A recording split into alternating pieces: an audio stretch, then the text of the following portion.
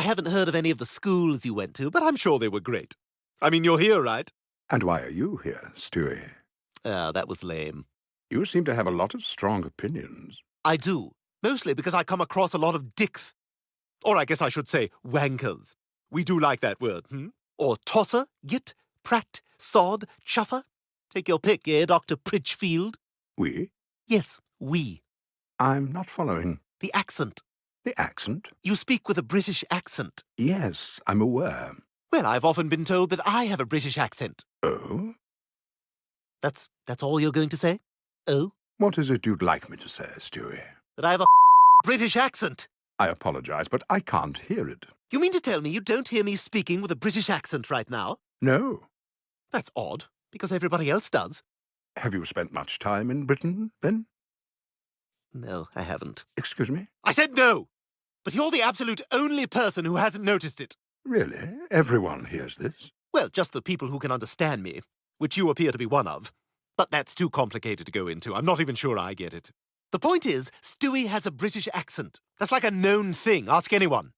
I'm afraid I don't hear it. Yeah, you've said.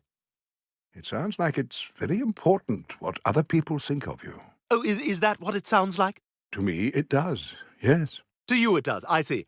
So after 5 minutes, you think you know me. Is that it? A little, perhaps. I am trained, Stewie, to observe things that give me an insight. And yes, I do feel I know you a bit. You do feel you know me a bit. Okay. All right. Well, that's fair. Might I? I'm not sure how this is going to help.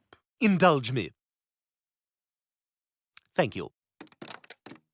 I see you're on vacation in Rio de Janeiro in this photo with your partner, I'm guessing? Or is he your husband? Yes, probably wanted to make it official, didn't you? Never thought you'd see it in your lifetime, blah, blah, blah, blah. At a quick glance, I'd say there's roughly a 26-year age difference between the two of you. Not quite large enough to raise eyebrows while still giving you a younger mind to shape. Oh, you mean you haven't seen All About Eve, Gypsy, Valley of the Dolls, etc.? And a younger body to make you feel more virile. Taking into consideration the math, he was probably born at a time when the most popular name was Michael. From the dog-eared pages of that volume of Shakespeare, I imagine you wooed Michael with a sonnet or monologue each day. And no one had ever done anything so romantic as reciting Shakespeare for Michael before. And he was smitten. While not as physically attracted to you as you are to him, that's okay. You each bring something important to the relationship. Isn't that what you believe, Dr. Pritchfield? I see a prescription for heart medication on that table.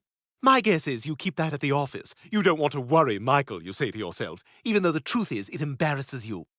Your age, your mortality, best to keep appearing as vital as possible, and no need to have reminders at home of what's just around the corner, is there? And your office is your haven, since Michael doesn't work and is often at home, perhaps as a result of a low-level depression that you don't really want to get into with him. Oh, he always planned to have a career, but he could never settle on exactly what it was he wanted to do. And at first, you liked having him at home to take care of the house and plan trips, so that's just what happened. And that's a job, too, he reminds you over the years. Michael likes to travel, and he prefers the finer things, and you'd like to give them to him, wouldn't you? But it's a bit difficult on a child psychologist's salary at a Rhode Island preschool, I'd imagine. Fortunately, you don't have children, so you do have some disposable income. Oh, you have talked about it with other couples, just for show. Probably at dinner with younger friends of Michael's who are starting a family. You know, to be part of the conversation, to feel included. But you said you preferred your trips and your rescue dog named after a character, most likely from Dickens. Ah, how accomplished and affluent you both look in this photo. Just the image Michael is so desperate to project. Let's look a little closer, shall we? Now, I see you're both wearing Ralph Lauren purple-labeled dress shirts that retail starting at $495. But from the disfigured buttonholes on one and the small discoloration on the other, I can see you bought them at the outlet in Providence. Probably third markdown, in which case $49, give or take. Since you also have light jackets on, I can see that you went there during summer vacation, which is in fact winter in Rio, outside of the high tourist season. And I see that you're on the rooftop pool deck at the Fasano Hotel in Ipanema, the most exclusive hotel in all of Brazil. Michael would have been dying to stay there. He had a friend that went with his older boyfriend, who makes a lot of money in most likely banking, much to your chagrin. But even in August, it's almost $1,000 a night. You tell him people are starving in the streets in Brazil. How do you justify paying those prices? When the truth is, you simply can't afford it. It's for another class of gay people. The window that Michael is always desperately peering through and sadly on the other side of. But you do your best. You don't go on Airbnb because you don't trust it, even though Michael has stories of friends who have found the most fabulous places. You like a hotel. Besides, it's more romantic, you tell him. But when you take him to the place you're actually staying, the one you found on TripAdvisor that was rated number 27 of all the hotels in Rio and was having a special rate of $295 a night, which is still not cheap, you remind him. Most people never get to visit half the places he's seen, you tell him. You can't help but feel like a bit of a failure as you see the look of disappointment on his face as he enters the room.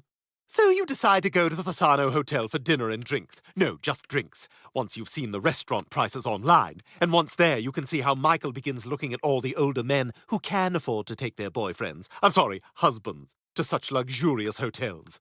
And you worry a little that you're diminishing in his eyes with each passing year. But you tell yourself you're being ridiculous as you see Michael glancing about the rooftop deck looking at all the young men. Men that would be 20 years younger than even Michael. Men that you're invisible to, but he isn't yet. Not completely. And you're jealous and you loathe yourself for it. But Michael wants a photo and he says, let's take a selfie. But you say, let's ask someone to take one of us and make some tired joke about selfies that only you laugh at. Wishing that you could take it out of the air as soon as you've said it, as it's just one more indicator that you're older than everybody here. So, Michael calls over a young man wearing a tiny swimsuit to take the photo and makes a crude joke that embarrasses you, but the young man laughs. And he and Michael share a moment that you're not part of, and you feel humiliated and unseen. Which explains Michael's joyful grin and your slightly disconnected half smile. And you've posted the photo on Facebook, and Michael's posted it to his 86 followers on Instagram. You don't know how that one works. To at least give the impression, in your Ralph Lauren shirts, holding your $20 cocktails, that you're both way more successful than you are, but it makes you feel a little dirty. The lengths you have to go to in order to keep Michael happy.